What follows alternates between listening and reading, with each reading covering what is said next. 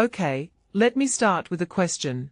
Why do bands like Iron Savior still matter in 2026? I mean, power metal isn't exactly trending on TikTok. But here they are, dropping a new album called Deathbringer, celebrating 30 years, and somehow making a concept album about intergalactic war bugs feel relevant. That's what I want to unpack today. Because this isn't just another metal release, it's a case study in how art survives when it's built on raw conviction. /n/n. Let's start with the obvious. This album's title is a flex. Deathbringer. That's not just a cool name, it's a mission statement. And the first single, Back from the Fires of Hell, isn't just a banger, it's personal.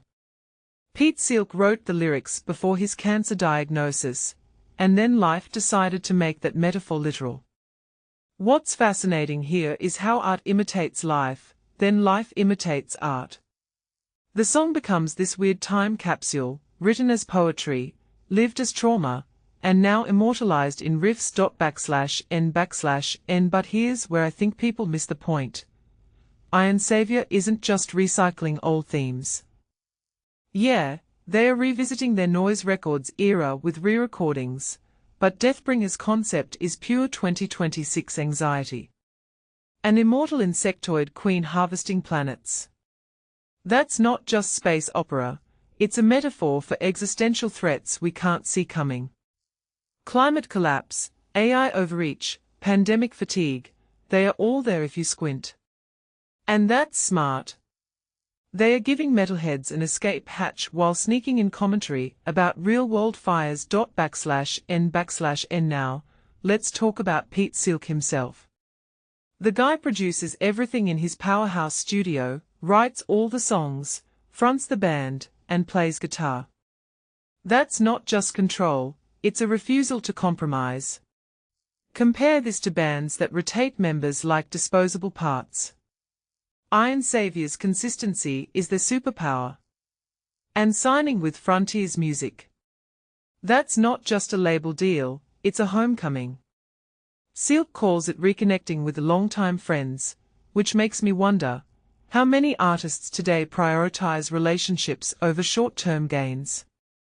Not many, in my experience. /n/n. The 30-year anniversary thing. That's not just a milestone. It's a flex against an industry that treats artists as disposable.